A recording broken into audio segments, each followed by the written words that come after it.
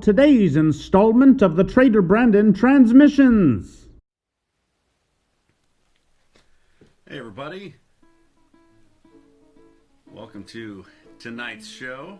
Sorry I said I didn't have a show, and then our guest tonight panicked and said, oh yeah, I forgot to tell you, I'm good, so we have a show tonight. Quadzilla79 got his mug yesterday. There we go, awesome. Glad it made it. How's everybody doing tonight? Can everybody hear me okay? I'm trying no headphones tonight, so just going straight off the mic on the phone. So let me know if you can hear me. It seemed to work pretty well for the second half of yesterday's show, but we're gonna try it out. All right, we're good. All right, perfect. So yeah, we've got Disney Dan coming on this evening. Disney Dan is a blogger, good guy, fun guy. We should have some fun stories. I've got some questions to ask him, so we're good there. Tomorrow night, Josh Cooley, director of Toy Story 4 and Pixar director there. You may have most recently seen him on the Oscars, winning his Oscar for Toy Story 4. So he'll be with us tomorrow. And then we've got Dr. Skipper, David Marley on the 6th.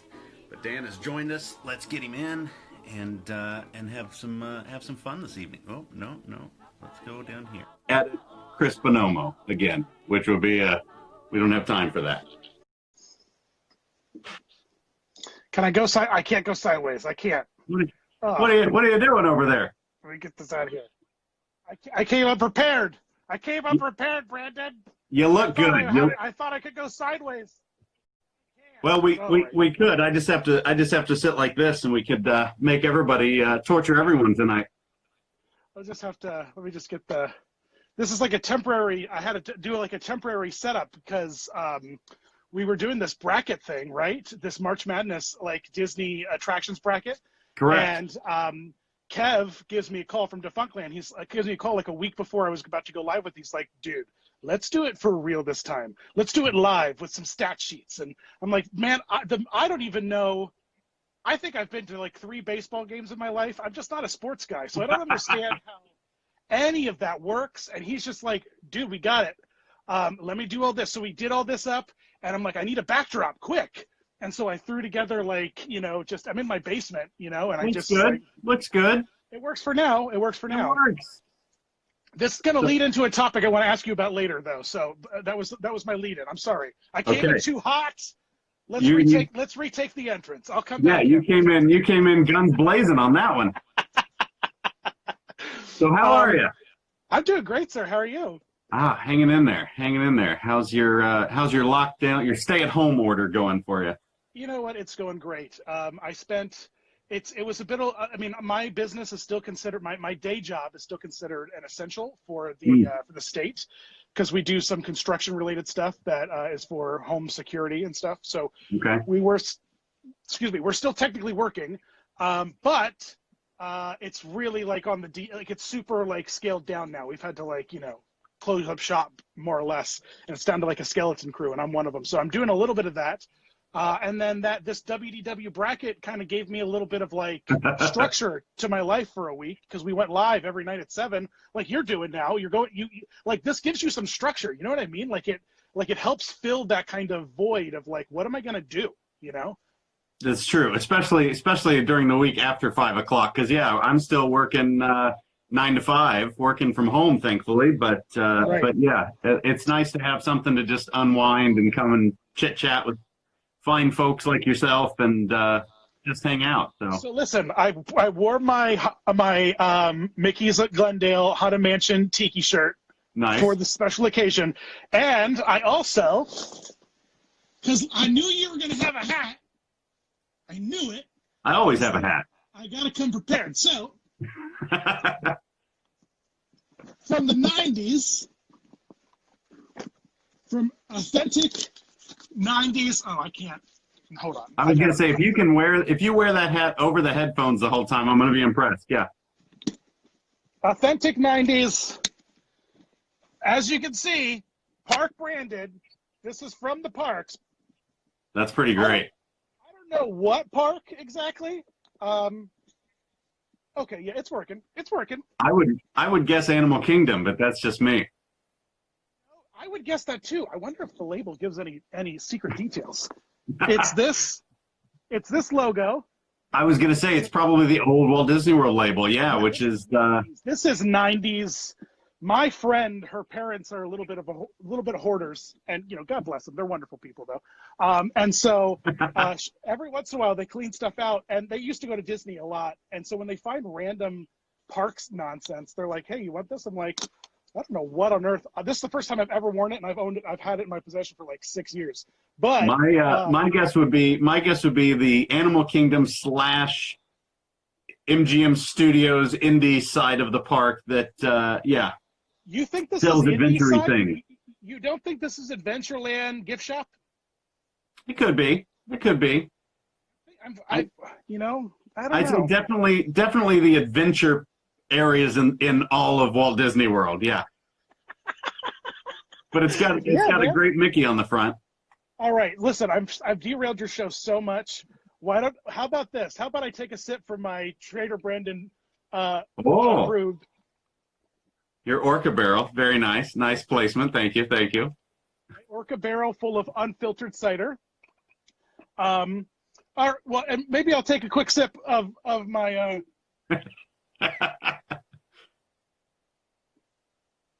Just something about drinking out of these cups makes everything taste so much better. Right? That's what I keep saying. That's what I tell everyone. Okay, I'm sorry. I'll shut up now. You go ahead and talk to me. You act like I have a structure to this.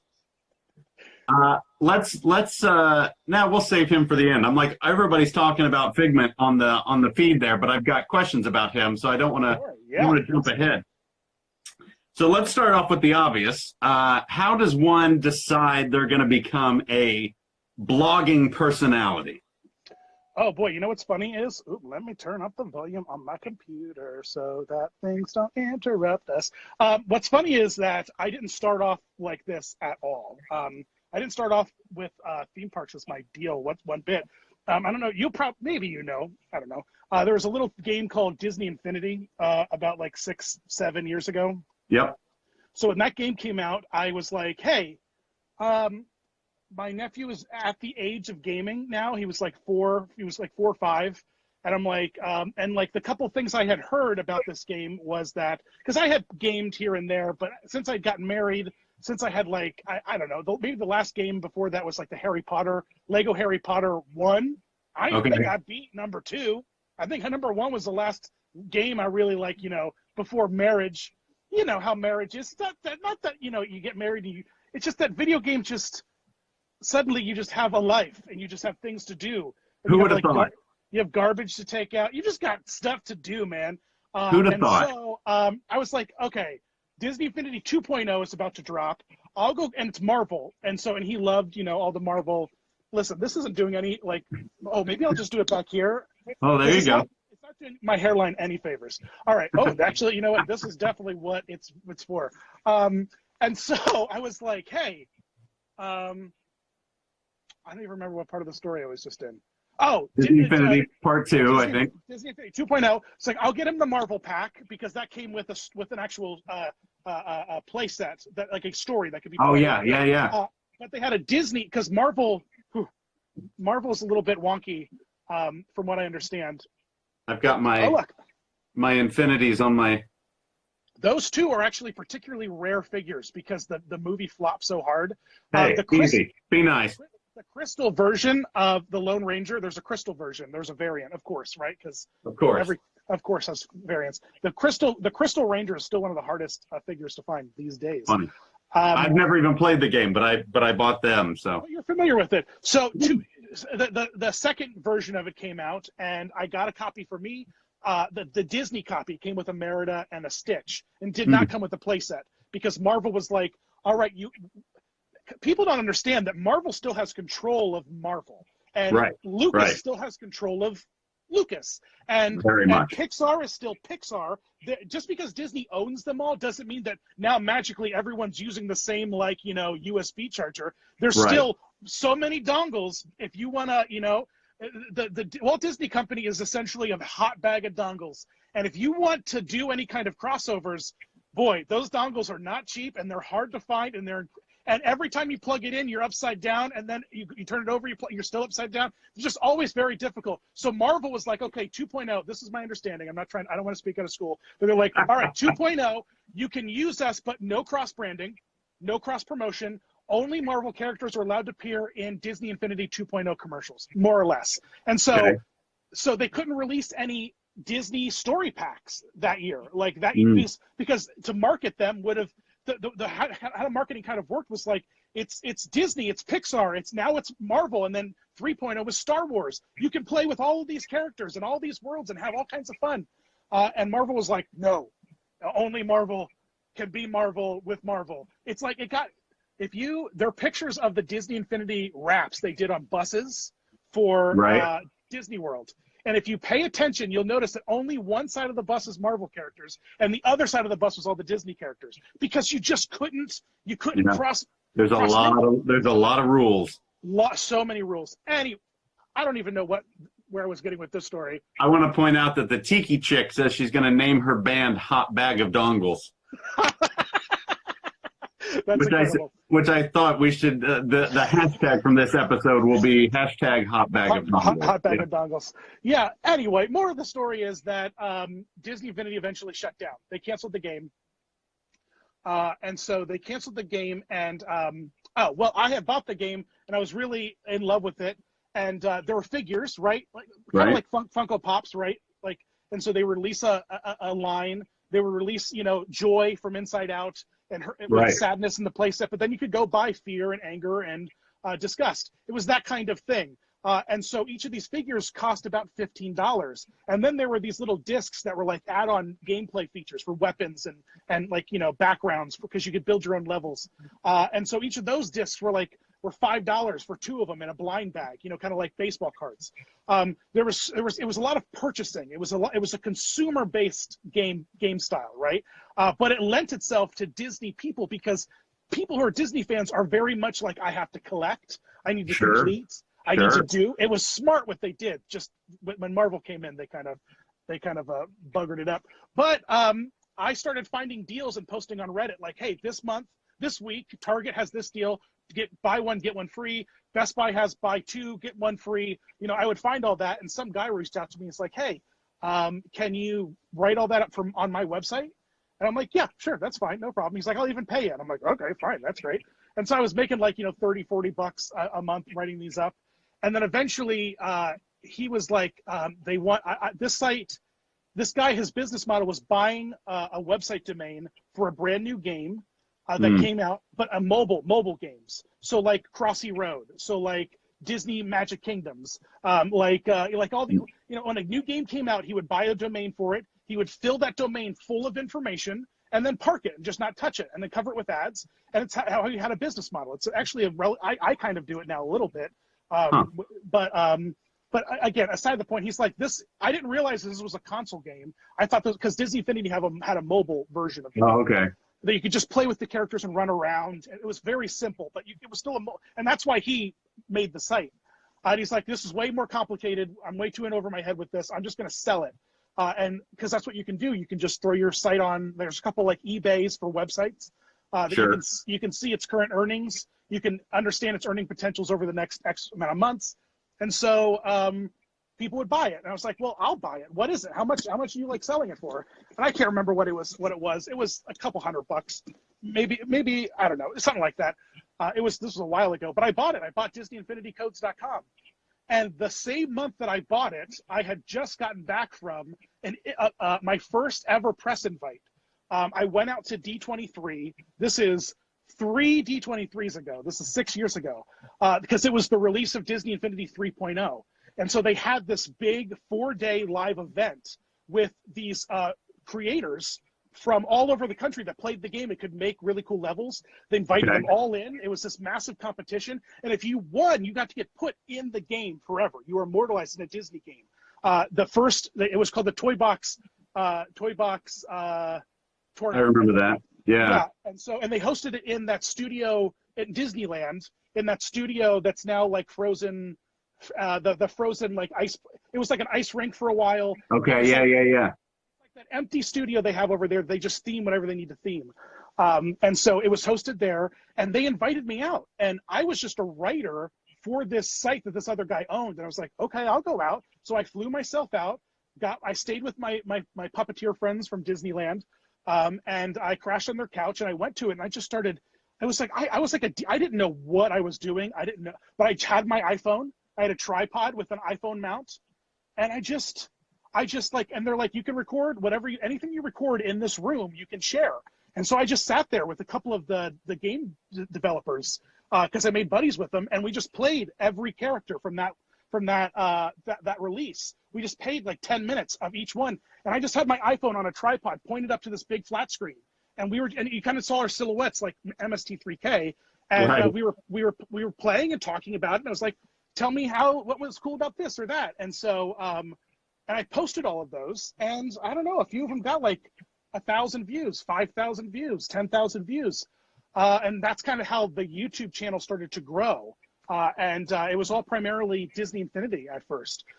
It's all it was at first. It was Disney Infinity Code's YouTube channel. But then Disney Infinity got canceled after 3.0 came out, right? Right.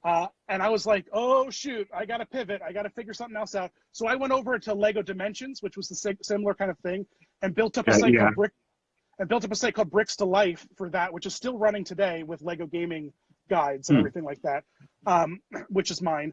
But on the Disney side of things, I was like, okay, so the game is canceled. The website, which was the main business, is now like, it was making some money every month. Now that website, it still makes a little bit of money every month because people are still playing and looking up information, but not nearly what it was when people were actively buying it. And, Sure. And I was sharing deals every week. It was a very popular site. So it's like, okay, I have nothing to do with the YouTube side of things. What should I do? And so I pivoted over to Disney Crossy Road, which was like a Frogger. My gosh, you know what? Brandon, I love you, but I got to ditch it. If I would have went with the AirPods, I would have been fine. But no, so I made a Lego site, but then I didn't know what to do with my Disney Infinity codes. And so I kind of rebranded the channel to Disney Dan, because it was just like, okay, I'll call myself Disney Dan, I guess. And then I just started doing Disney games. I started doing all Disney mobile games. And the Disney Crossy Road one in particular got very popular. And so I kind of drilled in and focused on that each week and each month while doing other little things. But then eventually I started watching, I started deep diving into, stuff on YouTube and watching more and more of, Bright Sun Films. This was right when Kevin started posting one or two videos on Defunctland. I was watching Yesterworld, a bunch of Yesterworld's videos. Right, he has a couple. He has a couple good theme park ones, but he also has some great like movie ones, like lost movie scenes, lost movie props, like the original Death Star, how it was like a trash bin in a strip joint for a while or something, was just blew my mind. You know what I mean? Like, and I was like, you know what? I really like this whole. I like this whole thing, and I'm making videos on YouTube, and I kind of understand editing in iMovie, because that's what I was using, because I was like piecing together certain things and doing a little narration over them. And it's like, let me try to make one off of something I like. And so it's like, one thing I've always loved are costume characters in the parks. And I'm like, I bet it'd be interesting to dive into the history of Mickey and just like find out what his old costumes looked like. Sure. And kind of like, go from there. Because I was looking at a picture my mom had given me of a trip we took and like did like a DVC tour. And like we were on this like photo drop. It was like a state fair photo drop, and it was the whole family, and it was Mickey, but it was an older version of Mickey. And I was like, and I have that hanging on my bulletin board in my office. And I was like, oh, maybe I could do something about costumes. And so I just and that's kind of where it started. And here I am now. It's kind of ridiculous. I feel like with that answer, all right, that's all the time we have. Thanks for joining, and. I'm sorry. This is where I relate really hard to Kevin Smith, because it's like, ask me one question and I'll give you. Don't even ask me a question. I'll give you a 25-minute answer. I was gonna say, I'm gonna really pick what questions I ask you if the answers are gonna be that in depth. Sorry, I'll just be nervously sipping from my Orca barrel. Available at TraderBrandon.com. Should point out, yes, should point out, let's jump over there since we're talking about YouTube channels and everything else. Chloe says hello, by the way, apparently. She's been messaging you there. You have, and I want to say this just so people know that you're the guy responsible for them, but everybody's been enjoying your 4-hour loops of the Trader Sam's window, which obviously is one of my favorites. I wanted to do a big sheet and just always be in front of the window. And then you've got a Haunted Mansion one of the hallway of the nice, calming, rainy evening. But how do you pull those off? Where'd that idea come from? Man, how crazy is it? I feel like overnight I kind of injected myself into tiki culture and like into real tiki. People know who I am now, and it's like like in the tiki groups. You know what I mean? Like I'm not in any tiki Facebook groups. You know, I'm not in any. I don't know. I'm not in the tiki scene. I've never been to a tiki con. You know what I mean? Sure.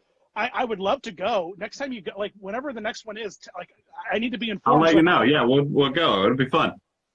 But man, I started getting messages from or tagged in pictures from tiki, awesome tiki bars all over the country who threw my videos up onto their tiki bars, and then a couple. I do follow a few tiki people on Instagram, mostly because of you, and sure. And a few of the people that you interact with and I follow, they started posting it, and then Kirk, I think Kirk Thatcher, right? Oh yes. And so I'm buddies with Kirk Thatcher, and Kirk Thatcher shares it on Facebook. He's like, I just found this thing. It's super cool. And I was like, I messaged Kirk, I made that, man. That's me. He's like, what? So, why? Okay, I can tell you why. It's an answer though. I'll abbreviate it. I love the idea of being able to exist in the parks. When you're not in the parks. Sure. So I was a big fan of, okay, we're live. Okay, let me choose the things I say and the way that I say them. Okay, so there was some content that I used to absorb back in the day that was Disney related that featured moments of park audio that I really loved. Okay. I just loved the idea of just recording some park audio, and then just returning it, handing it out. Here's park audio. Here's just, I'm walking around the parks. This was before YouTube was ever a tube and a U. You know what I mean? Sure. This was back podcast days, because podcasts kind of were bigger. Podcasts have been around for a long time. And I know YouTube's been around for a long time, but I think podcasts, I don't know. This is not even relevant to what I'm talking about. But this was really, I loved it. I loved this park audio kind of thing. And so, hey, Kirk Thatcher's listening. You beautiful bastard. I love you so much. You're like a hero of mine. You have all these wonderful visions and talents. Oh my God. Muppet Treasure Island, Muppet Wizard of Oz is still one of my favorite Muppet movies, and people I love. Anyway, Kirk, I love you. Brandon, I've come to find out that Kirk is always listening. So Kirk, just the way he is. I love that man so much.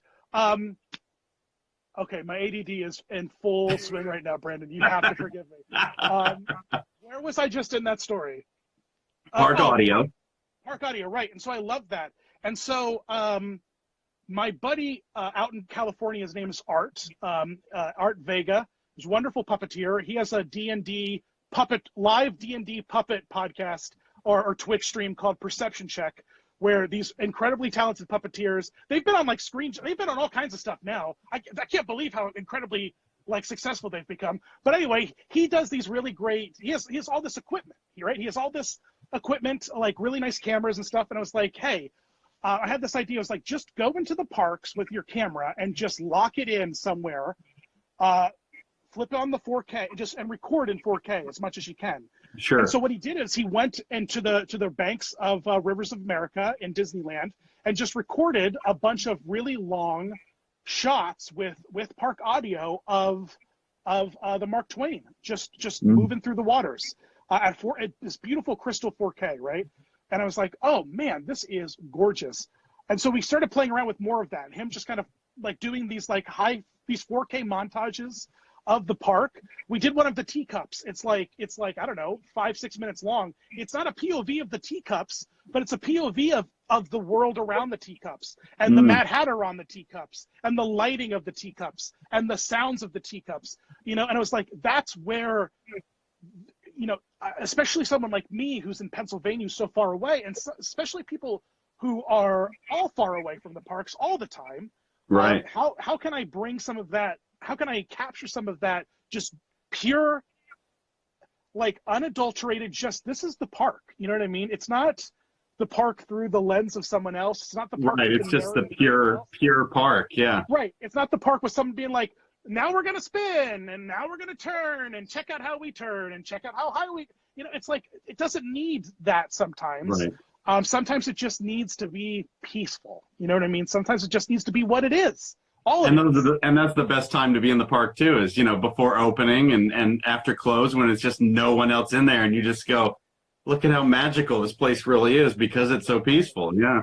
Right. And so I just like, and then I had my friends over at, I don't want to do product placement, Magic Candle Company, who do incredible scents. Right. And so I became buddies with them, and it was like, and he had this. He's adorable. This guy, he's fantastic. Him and his wife are fantastic.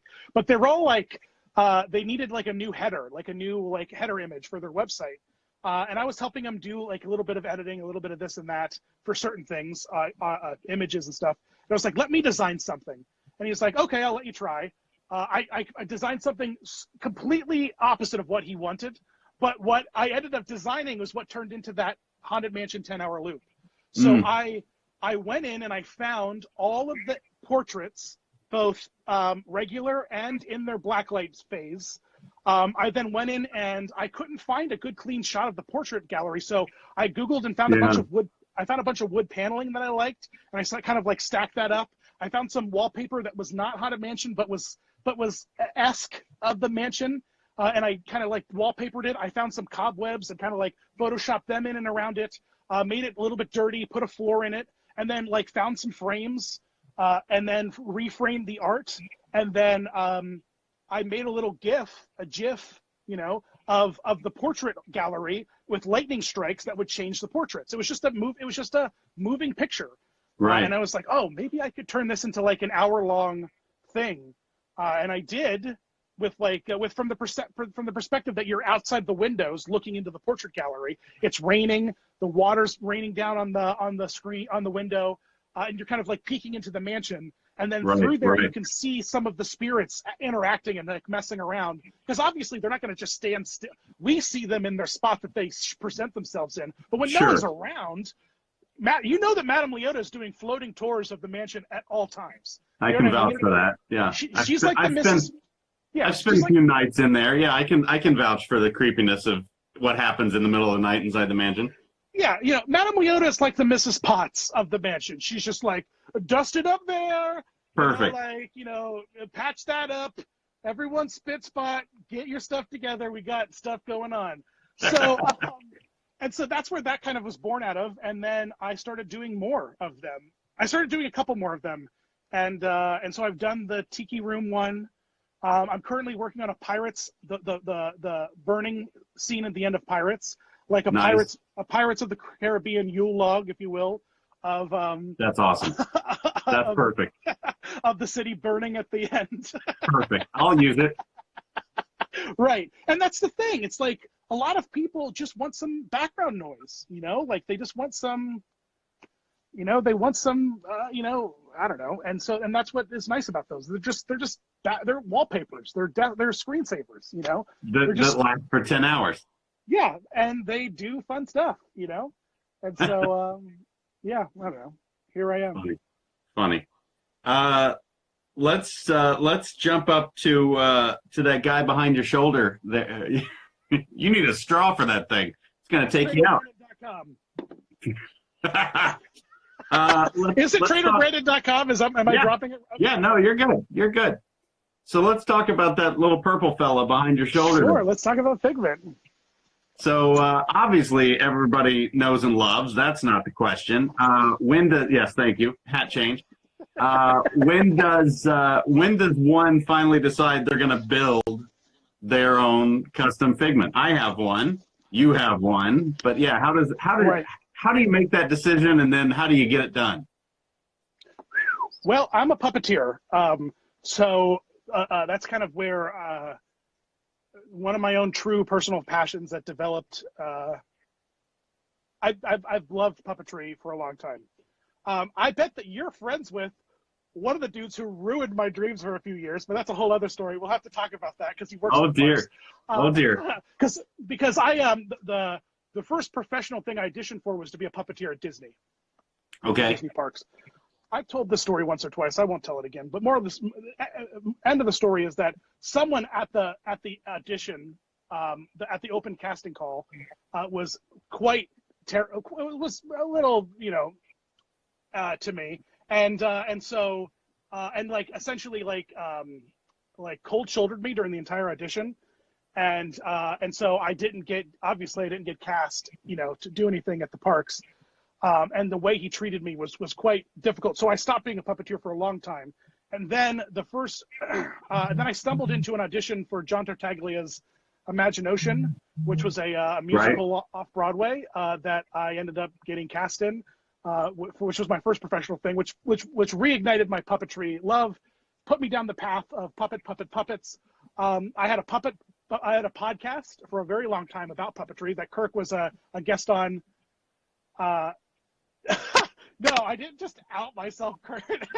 No, I'm trying to speak lightly. The guy who was a total dick to me at this audition now has a very nice, fluffy job at the Disney parks. So I will say the majority of my good friends pretty much don't work at the parks anymore. So now I'm really excited to hear about this later. Yeah. Anyway, so he so I had a puppetry podcast. Kirk was a guest on it many times.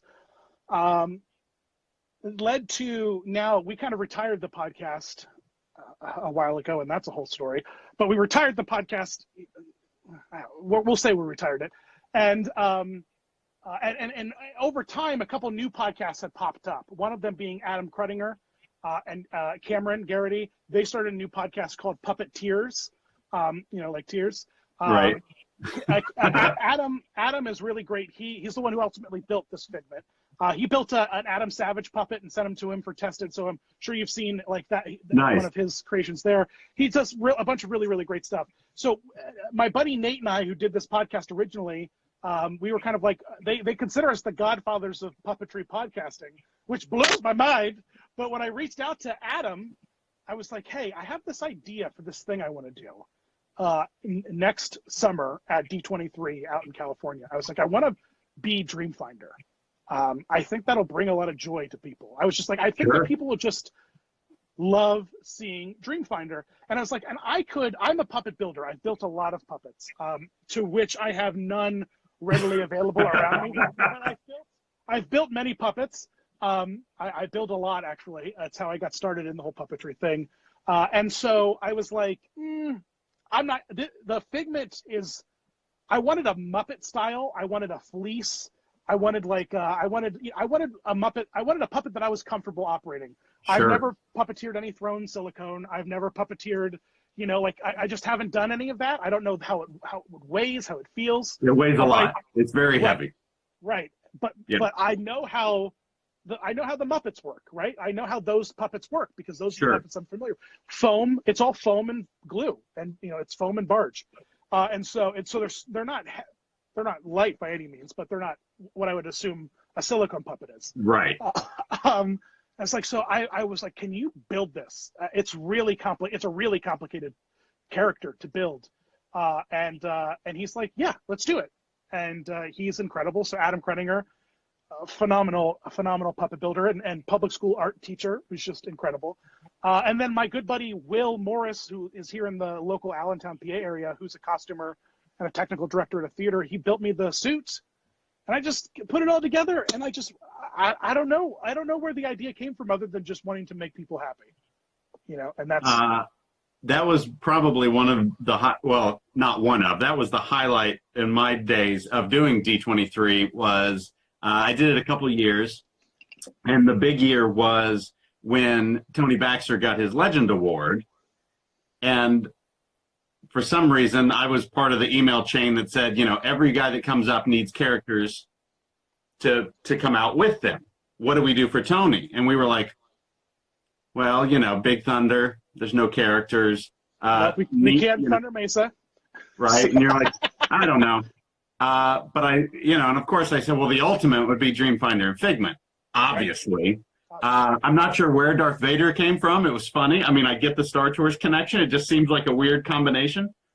But they went with it, and they said, yeah, we'll bring Dreamfinder and Figment out.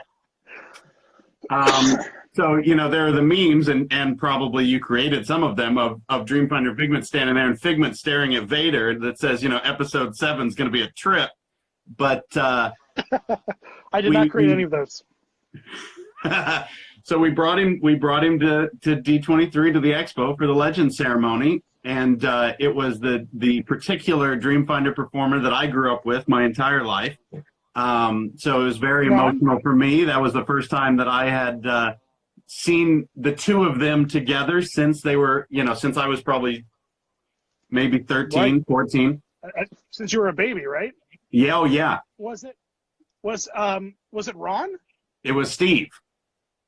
Okay, gotcha. It was Steve Taylor. Steve had been Dreamfinder for about 16 years at Epcot. So, the majority of the population of the world, if you have a photo of you and Dreamfinder, it's with Steve. Steve. Yeah, there's a real good chance. So we did that, and, no one expected it. And I remember I was backstage with him as kind of the Dragon Wrangler to make sure we were good, make sure he was all well. And I remember standing there in that curtain opening, and the place just losing their minds. And, I'm literally, I watch that video and I laugh because I'm right behind that curtain and I'm just a mess. I'm just gone. So we get done. And of course, this is how my brain works. I go, we got to go into the WDI pavilion with Dreamfinder and Figment.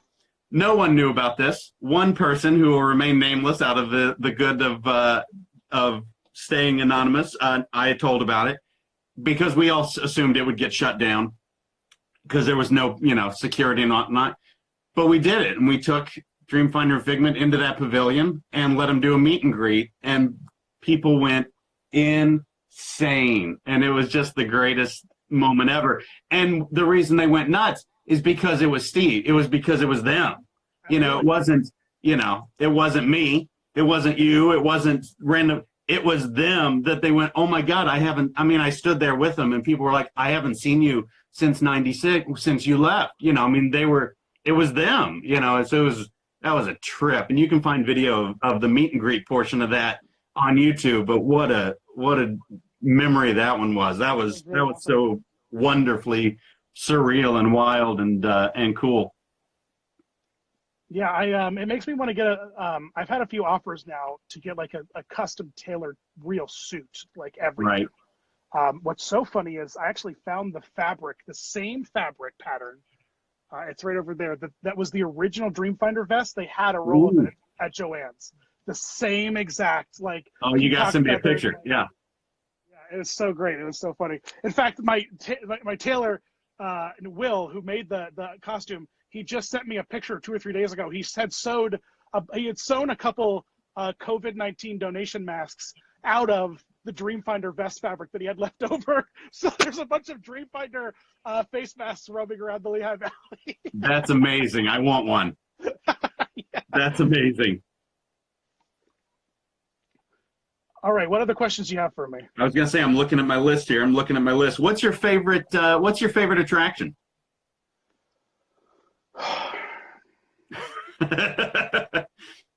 I also feel bad. I feel bad for a couple reasons. I feel bad that the questions I'm giving you are leading into 15-minute answers. They're loaded questions, so I apologize for that.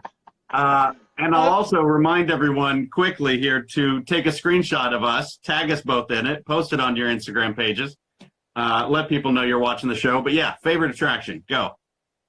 It's got to be the Haunted Mansion, right? It's got to be the Haunted Mansion in Disney World is my favorite attraction, I think. I think that's the right answer. I think And that's the right answer. why Walt Disney World as opposed to the original? Now I'm curious. Because they learned so much from the first one. They learned so much. I mean, the biggest glaring, and the thing is, you can't see it on POVs. You can't see it. You have to be there to see it. Right. And there was this, I don't know, there have been one or two instances in my life now that I've been able to go to Disneyland and Disney World within, say, a month of each other. So I've had them fresh in my mind. And when I go to the parks, pretty reasonably every time I go to Disney World, the only ride I'm guaranteed to ride every time is the Haunted Mansion. So it's the Haunted Mansion. But like just that opening queue, like the Doom Buggy boarding area is. I mean, sure, you walk through the portrait gallery, so you get a little bit of that, and you get those the busts, so you get like a little bit of theming, and that's fine for like the hallway. But then like you open up into the warehouse, you open up into the show building, and you look up in there, and the Christmas overlay actually kind of highlights how big and empty and kind of like dead it is in that room. Right. But otherwise, you look around, you're like, holy crap! It's just. It's like fully lit, like It's a Small World, like drop ceilings, and like with like odd like batting for sound dampening, I would imagine, Sure, black batting, and just plywood, and a lot of the rooms in Disneyland's Haunted Mansion are that. If you look past that initial what they hand you, and over in Florida they fixed so much of that. The rooms don't stop at 8 feet. They continue to climb up. Right. The walls. Disney World's is better. It's just better. I mean, I know they're like, oh, the Hat Box, and that's the only thing Disneyland's really has going for it, I guess. I don't know. And the Christmas overlay, but like Disney World's is better. Just like Disney World's Splash Mountain is better than Disneyland's Splash Mountain, but Sure. Disneyland's Pirates is better than Disney World's Pirates. You know, like, there's, you know, but anyway, yeah, that's my answer. Haunted Mansion, Disney World, I think. What about favorite park? You know, I can't reveal some of my secret park ways because I have many secret park ways. But I'll say Magic Kingdom. That's what I'll say. I usually end up. Yeah, it's got to be my favorite park is Disneyland. Disneyland is a phenomenal park. If we're talking Orlando, it's Magic Kingdom. Okay. But Disneyland's the best Disneyland's so much better than Magic Kingdom, hands down. Down. I don't feel anyone would argue that with you. You don't need to get defensive. No, lots of people argue that with me. Lots of people will. People argue that. And my answer to them is you don't understand. Well, answer to that is you probably haven't been to Disneyland, because that's the truth. Many people just haven't been to Disneyland. Right. It's like when people say they don't like the Lone Ranger, and I go, "Did you see it?" And they go, "No." Right. Exactly. And actually, it wasn't that bad of a movie. It was actually pretty fun. I love that movie. That Armie Hammer is. I am always unapologetic about that film. And if I understand correctly, Armie Hammer's family, they're like the Arm & Hammer baking soda people. Like it's the Arm & Hammer baking soda, the all that baking soda money, and they named their famous kid Armie Hammer, Arm & Hammer baking soda, Armie Hammer actor. Woo! That is something else. Anyway, I think we all know there's not a lot of creativity in baking soda. So I mean, let's not get too carried away. Listen, I would say there's some creativity in baking soda. All right, we'll jump to this one as we get close to wrapping up here, because I think this is a funny story, and I know it'll be an entertaining way to shut it out. I had the great joy of joining you for your first trip to Halloween Horror Nights.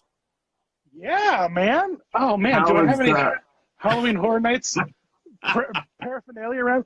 Listen. That Ghostbusters house was my Galaxy's Edge. Like, how... I'm with you. Because you know what?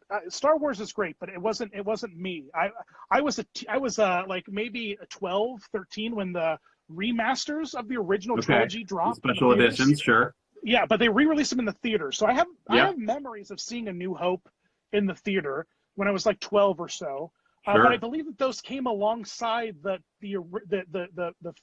prequel trilogy. I think that was like I want to say that was like 96, 97. I think, well, it was 97 when the special editions came out. Yeah. Right. And so like Star Wars was cool. It was cool, but it wasn't my lifeblood. When I was a kid, here's my lifeblood, and it has seriously rubbed off on me in a big bad way. When I was a kid, I wore out 3 VHSs consistently. Many replacements were purchased, but 3 VHSs were worn out at length. I'm sure you can guess one of them, right? I would think one movies I'm sorry, you just went quiet there. Oh no, I was going to say I would believe one of them would be Ghostbusters. One of them was Ghostbusters. The other 2, Mary Poppins and Chitty Chitty Bang Bang. And so Ghostbusters was just like, I don't know. And then Ghostbusters 2, I kind of got them both. I kind of got them both as a package deal because it was. Sure. I was born in '87. You know what I mean? So like I kind of. By the time I was consuming this stuff, I had readily available access to both VHSs, and man, I would watch them over and over and over again. And Ghostbusters is just the best. It's just the best. It is the funniest. I really love Ghostbusters, and I will. Well, we don't have to go down that path, but yes. So Ghostbusters house was fantastic. I'm glad I got that house and not the one in California. The California house did not. The POVs I saw of it didn't really do anything for me.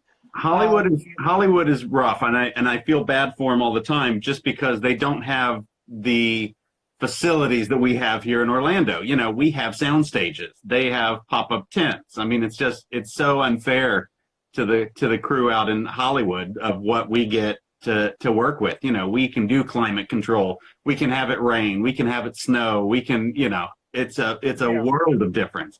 Yeah, I always say if you've never been to Orlando Halloween Horror Nights, it's like Disneyland. You haven't been to Halloween Horror Nights, Yeah, it was definitely an experience for sure. That nighttime show that they did definitely is something that Disney is just not grasping the concept of in terms of a projection mapping with water. It's just Phantasmic.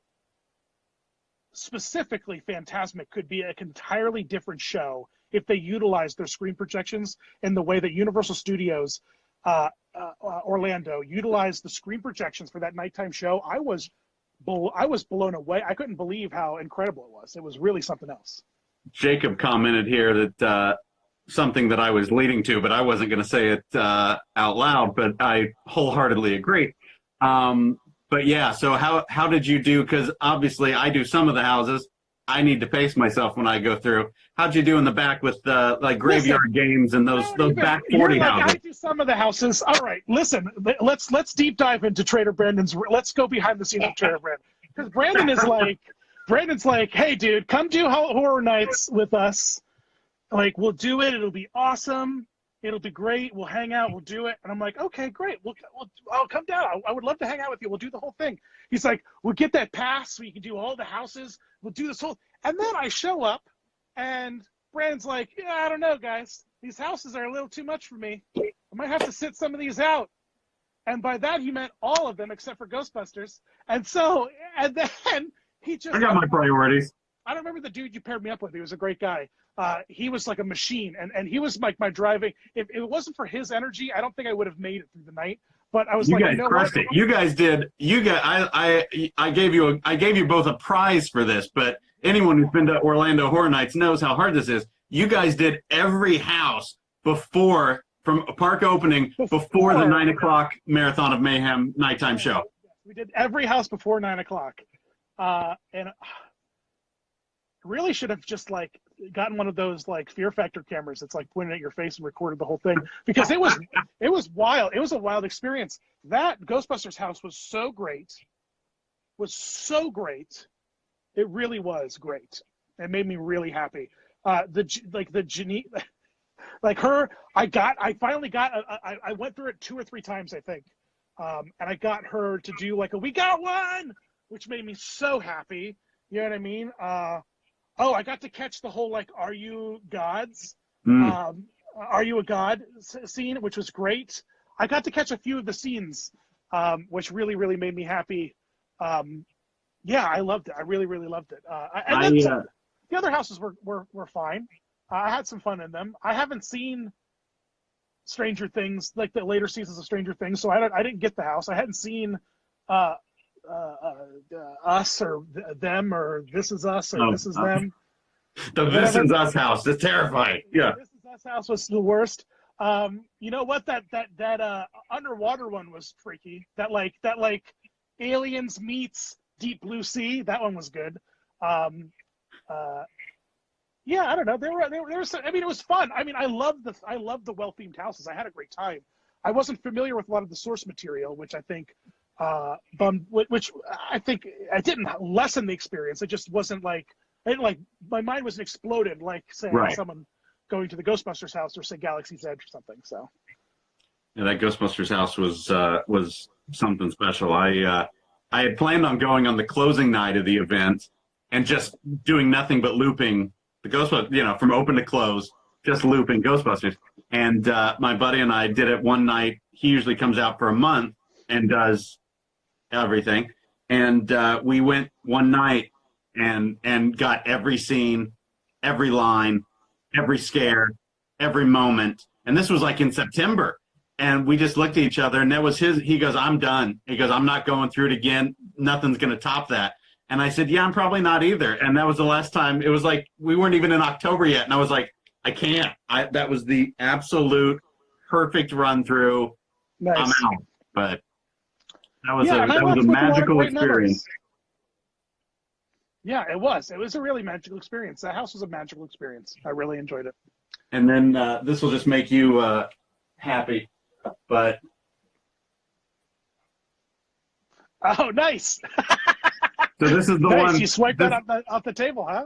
No, this was mine that I let them use. I had one, and I let them use it. So it's got the drill holes, and they went, "Yeah, we'll put it in." So I got it back. But this was the one on the house. That's really great. But, from the house, not even from the desk in the shop. No, this was the one. This was the one in the house. Yeah, the one in the shop that we did.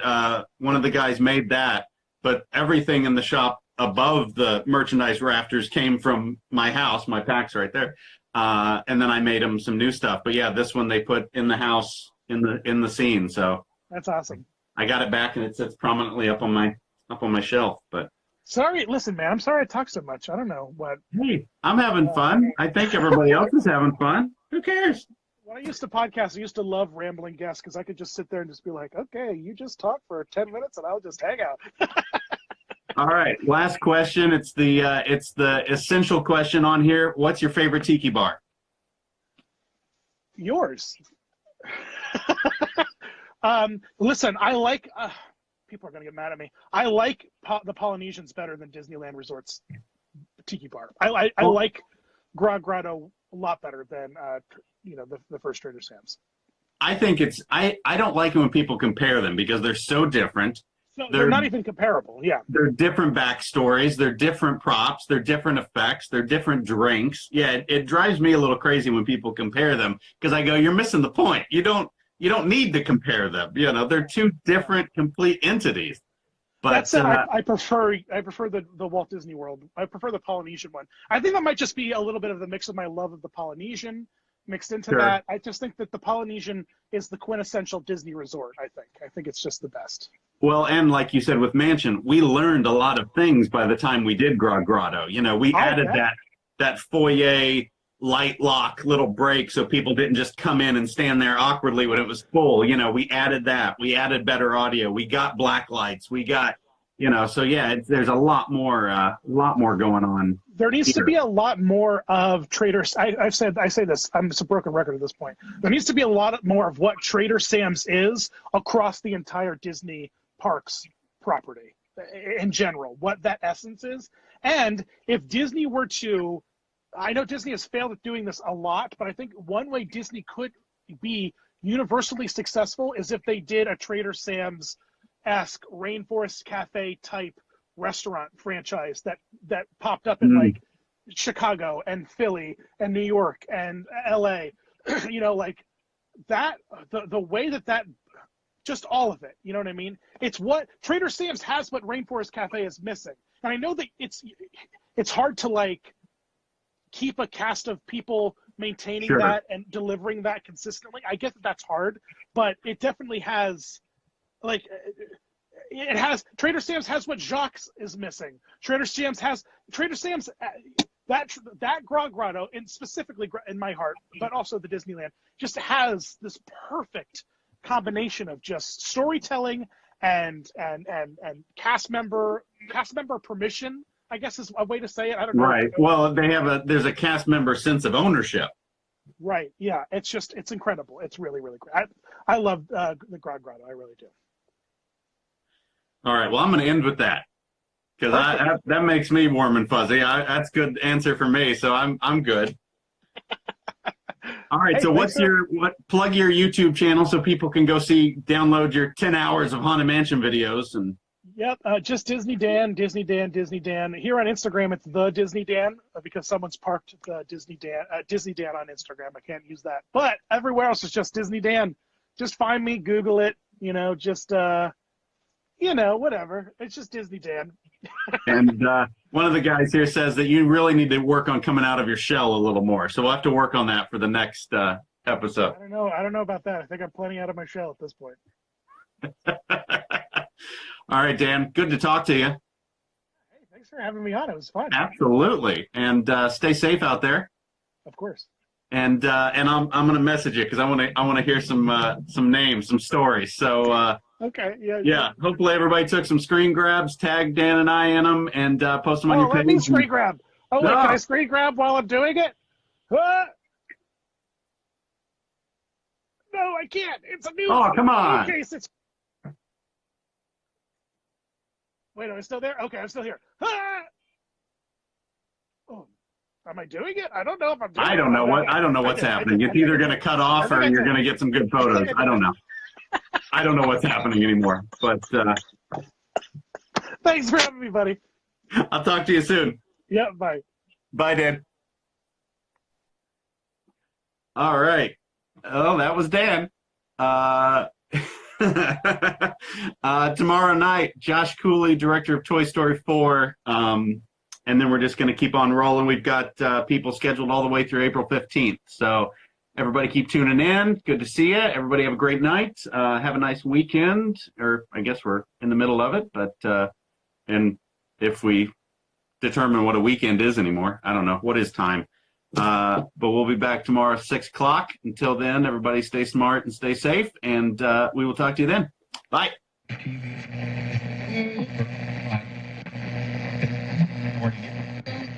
Right.